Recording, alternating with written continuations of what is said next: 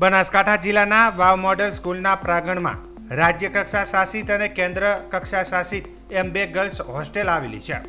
બંને હોસ્ટેલોમાં કુલ 200 જેટલી બાળાઓ રહે છે, જેમાં બંને ગર્લ્સ હોસ્ટેલમાં રહેતી બાળાઓની વાલીઓની મીટિંગ યોજાઈ હતી, જેમાં જિલ્લા કોઓર્ડિનેટર, તાલુકા શિક્ષણ અધિકારી તેમજ બીઆરસી અને ગર્લ્સ હોસ્ટેલના ગૃહમાતા અને વાલીઓ મીટિંગમાં ઉપસ્થિત રહ્યા હતા. આ મીટિંગમાં બંને હોસ્ટેલનું એક સાથે રસોઈ બનાવાતી હોય વાલીઓએ ઉગ્ર વિરોધ દર્શાવ્યો હતો અને બંને હોસ્ટેલોમાં અલગ અલગ રસોઈ બનાવવામાં આવે તેવી માંગ કરી હતી. જોકે જવાબદાર તંત્ર દ્વારા વાલીઓને યોગ્ય જવાબ ન મળતા વાલીઓ રોષે ભરાયા હતા. આ અંગે મુકેશદાન ગઢવી નામના વાલીએ જણાવ્યું હતું કે સરકાર દ્વારા બંને હોસ્ટેલોમાં અલગ અલગ રસોઈની ગ્રાન્ટ આવે છે, તો અલગ અલગ રસોડું બનાવવામાં આવે, એક સાથે રસોડું બનાવવામાં કેમ આવે છે? અમારી દીકરીઓ રહે આ હોસ્ટેલમાં અને જમવા બીજી હોસ્ટેલમાં કેવી રીતે જઈ શકે? તેમજ જમવાનું પણ સારું બનાવતા નથી. આ બાબતે જિલ્લા કોઓર્ડિનેટર કોકિલાબેનને મળી આ બાબતે રજૂઆત કરવાની હતી, પરંતુ તેઓ અમારી રજૂઆત સાંભળ્યા વગર જ જતા રહ્યા. તેમજ ગર્લ્સ હોસ્ટેલમાં ગૃહમાતાથી લઈને જિલ્લા કક્ષાના અધિકારીઓ લેતી દેતી થવા હોવાના પણ આક્ષેપ કર્યા હતા. તેમજ રામજીભાઈ વીરાભાઈ પટેલ નામના વાલીએ જણાવ્યું હતું કે જો અમારી માંગો સ્વીકારવામાં નહીં આવે તો અમે વાલીઓ હોસ્ટેલને તાળા મારી અમારા બાળકોને લઈને ઘરે જતા રહીશું તેમ જણાવ્યું હતું. શું હતો પ્રશ્ન તમારા મોડેલ સ્કૂલમાં? આજે અમારી કમિટીની મીટિંગ ગોઠવવામાં આવી હતી. એ કમિટી ગોઠવવાની છે અને પાલનપુરથી કોકિલા મેડમ આવ્યા હતા જિલ્લામાંથી. એ એમને કીધું કે મારે મીટિંગ વાલી મીટિંગ કે આયોજન કરેલ છે. દીપિકાબેને કાલે મેસેજ નાખ્યો હતો અમને ગ્રુપમાં. એટલે અમે આજ બધા વાલી 50-60 વાલી હાજર હતા, આવ્યા હતા.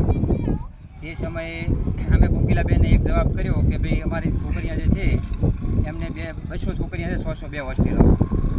એમને જમવાનું છે બેનું પહેલાં અલગ અલગ હતું અને ત્યારે બે ભેગું કરી દેવામાં આવ્યું છે. એ અમારો એક રજૂઆત હતી કે તમે ભાઈ 100નું હોય અલગ રાખો, 100નું ત્યાં જમવાનું અલગ કરો. અમારી એક રિક્વેસ્ટ હતી, પણ એ લોકોએ કોઈ સાંભળી નથી અમારી. ઉચ્ચ સાહેબે કીધું કે ભાઈ આનો પ્રશ્ન હલ થઈ જાય તો તમે કરી શકો તો, પણ આ એને કોઈ અમારી સાંભળવા માગતા નથી. હવે તે છતાં અમે ત્યાં કમિટીમાં અમે હાજર હતા, બધા વાલીઓ બધા રજૂઆત કરી કે અમે અમારી છોકરીઓ કે આ બધી ઘરે લઈને જતા રહીએ છીએ અત્યારે. અને તે લોકોએ એવું કીધું કે અમે તમને એમને કલાકમાં જવાબ આપીએ છોકરીઓનું નિવેદન લઈ, છોકરીઓને કે મળવા આવીએ છીએ. એટલે અમે વાલી બધા અહીંયા આગળ હોસ્ટેલ આગળ આવીને રાહ જોઈને ઉભા 50-60 વાલી. તે અહીંયાની રીતે ઓફિસમાં કમિટી કરી બેસી અને અમે 2 કલાક ભૂખ્યા તરસ્યા બધા વાલી બેઠા રહ્યા હતા સવારના.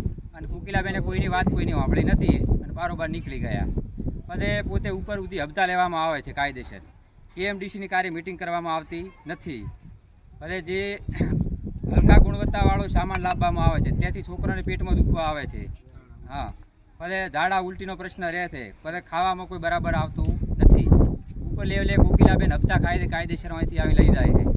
1,80,000 સરકાર ગ્રાન્ટ આલે છે ઉપરથી. સારામાં સારું છોકરાને ખવડાવે તો લાખ રૂપિયા થાય. તે છતાં અહીંયાને એમનું હાજુ કરવાનું છે. તમે આ મુદ્દાની રજૂઆત કરી, બેન કેમ ચાલા ગયા? એને કોઈને સાંભળવા જ માંગતા નથી કે મારે કોઈનું સાંભળવું નથી, મરજી મુજબ એમની. હા, કે મારા ઉપર કોઈ છે જ નહીં. હવે તમે શું કરશો?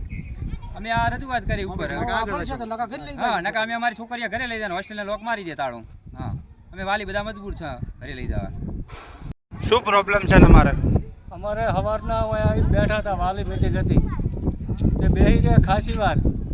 જઈને આવ્યા તે કોઈ પ્રશ્ન પૂછ્યો નહીં અમને, કે કોઈ કશું કીધું નહીં.